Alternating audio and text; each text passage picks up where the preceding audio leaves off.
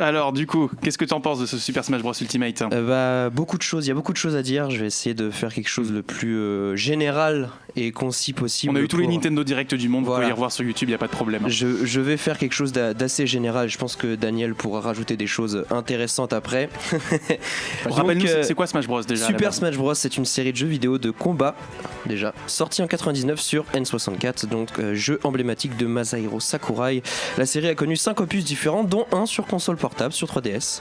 Le jeu met en scène des personnages de la licence Nintendo et chaque opus permettait de voir arriver de plus en plus de personnages et de terrains au roster de base. Aujourd'hui, donc c'est du dernier opus dont je vais vous parler, Super Smash Bros Ultimate, la version ultime du jeu, peut-être, comme son nom l'indique, avec pas moins de 69 persos sans compter les personnages Echo auxquels on arrive à 74, sans compter les DLC auxquels on pourrait ajouter les plantes piranha et Joker, on arrive à 80. Et les autres, auxquels s'ajoutent du coup les DLC, et surtout 103 terrains si j'ai bien compté, et chaque terrain possède plus de 3 versions différentes, donc ça fait beaucoup de choses. Et un peu moins de 1000 musiques, des chiffres hallucinants pour ce nouvel épisode. Et qu'en est-il du coup des nouveautés en termes de mode de jeu ? Alors le jeu propose 4 modes de jeu différents déjà, principaux. Donc le mode Smash qui nous propose plusieurs sous-modes, donc le combat normal, des règles classiques de Super Smash Bros, où on peut d'ailleurs créer ses propres règles, ce qui est plutôt sympa.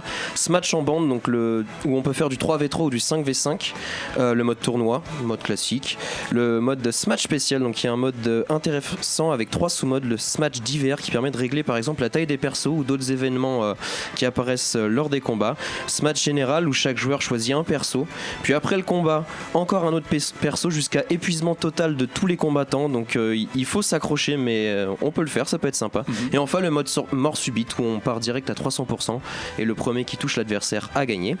On a ensuite le mode online, donc que j'ai pu d'ailleurs tester et qui est de plutôt bonne facture. Je sais pas si Daniel t'as pu j'ai fait justement, maintenant dans mes occupations je suis streamer donc, sur Twitch Cameo Robotics et hier j'ai donné rendez-vous aux gens et ça s'est super bien passé. Ça marche plutôt bien. Alors que j'avais quand même des gens un peu au Japon, aux États-Unis, mais visiblement ça se passait vraiment très bien. Ça marche super bien. Ça reste perfectible un petit peu. Il y a encore des choses que je améliorerais, mais je pense que vu comment ils travaillent encore sur le jeu, je pense qu'il. Et du coup, dans ce mode online, on a le mode Smash, donc qui est le mode classique. On peut faire des parties rapides, des arènes pour jouer entre persos, ou un mode spectateur pour aussi regarder d'autres combats. On a du coup un mode qui s'appelle Extra, où on a un mode qui s'appelle classique. On choisit la difficulté, puis 7 combats avec un petit boss à la fin, donc qui reprend ce qu'on pouvait faire déjà avant dans les Smash. Un mode entraînement classique et le mode Smash en masse avec le Smash contre 100, Smash All-Star et Smash Cruel. Beaucoup de choses.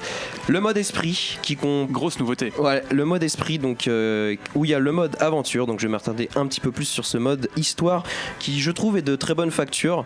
On incarne du coup Kirby comme d'habitude qui doit sauver ses amis et au fur et à mesure du coup on débloque des persos qui nous les débloquent aussi dans le mode normal, le Smash. Il y a aussi des petites bribes de RPG qu'il va falloir faire des combinaisons donc avec les esprits pour avoir des bonus efficaces face à certains ennemis, comme par exemple être insensible au poison qui va nous permettre de faire certains combats qui n'auraient pas été possibles sans ça.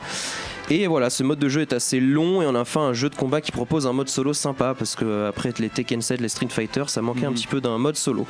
Et on a aussi du coup le mode tableau des esprits qui a un certain mode défi pour débloquer des esprits assez rares. Voilà. Beaucoup de modes, donc beaucoup de choses. Surtout qu'en est-il du gameplay, parce que c'est quand même ça la base du jeu. On repart sur ce qui se faisait la force des Super Smash Bros. Une simplicité de gameplay pour tous et par tous. Non, c'est une touche de saut, une touche pour se protéger et esquiver, une touche de prise, 2 touches différentes pour les coups, bien sûr les touches pour se déplacer. Les combos vont pouvoir être déclenchés grâce à des combinaisons de touches simples, une direction plus un bouton. Ça va varier si on est dans les airs ou sous certaines conditions. L'exécution est très simpliste et pourra donc plaire au plus grand nombre d'entre nous. C'est par contre dans les timings que tout se jouera. Comme le jeu est rapide, il faudra être aux aguets et savoir punir correctement quand il le faut. Les nouveautés en termes de gameplay vont être surtout les nouveaux persos en fait, et les nouvelles assists et les nouveaux objets à utiliser lors des combats. Le gameplay en profondeur lui n'a pas changé en soi, ce qui est normal. On ne change pas un gameplay d'un jeu de combat à un épisode à un autre, ça serait relou. Je peux pas terminer cette critique sans avoir parlé de l'aspect audiovisuel du jeu. Le monde de musique, on en parlait, est totalement hallucinant. Ils ont repris tout simplement toutes les musiques qu'ils pouvaient. Il y a carrément un mode MP3 d'ailleurs où on peut verrouiller la console console pour écouter juste les musiques. Il y en a absolument pour tous les goûts. Les stages sont aussi de très bonne qualité. Le jeu, pour moi, j'ai eu aucun ralentissement. Je pense que vous pourrez être d'accord avec moi. J'en ai eu un tout petit sur un Giga Bowser dans un Smash à 8. Ah oui, voilà. tu forces aussi. Voilà. Bah justement, c'est chargé à l'écran. Par contre, à plus de 4-5 joueurs, ça va s'avérer difficile du fait que demande parfois de visibilité. Et moi, ça m'est carrément arrivé de perdre mon perso quand il y a beaucoup de choses qui se passent à l'écran. Et donc voilà, pour conclure, je dirais que ce dernier épisode est peut-être la version la plus réussie du jeu, à côté de la version Wii qui était quand même de très bonne manufacture aussi. Les habitués aussi bien que les petits nouveaux seront sans conteste séduits. Il n'y a désormais plus rien qui vous empêche d'acheter une Switch. Plus rien. Plus rien. Pourtant, tu partais pas forcément conquis. Bah, en fait, moi, le truc qui me dérange, c'est qu'il y a beaucoup de gens qui le vénèrent comme une expérience incroyable de jeu de combat, et je ne suis pas forcément d'accord là-dessus, puisque voilà, comme je disais, c'est un gameplay simpliste, et moi, je suis un petit peu un vœu de la vieille. Pour moi, un jeu de combat, il faut que l'exécution soit très exigeante. C'est juste ça, en fait. Mais après, bien sûr, c'est excellent. Personne ne peut arriver et dire non, c'est de la merde. Il y a toujours des trucs où tu peux dire ça c'était mieux avant, ou j'aurais préféré ça, mais c'est bien, forcément. Et alors du coup tu viens de me donner une belle transition. Kevin, du coup, est-ce que tu craquerais pour la Switch avec ce jeu? Non. Toujours pas. Bon alors. Toujours pas. Mais t'as déjà joué à Smash ou pas? Oui, mais oui, mais je pense que mon cerveau est vraiment fait pour la cinématique. Le cinéma est pas du tout pour ça, mais je trouve que c'est incroyable. Je trouve que c'est réellement un art. J'aime regarder les autres jouer. J'adore ça, par contre. Le Paris Games Week, pour avoir bossé longtemps avec Gulli, je m'en suis tapé des lives à la Paris Games Week pendant 3 jours avec tout le monde.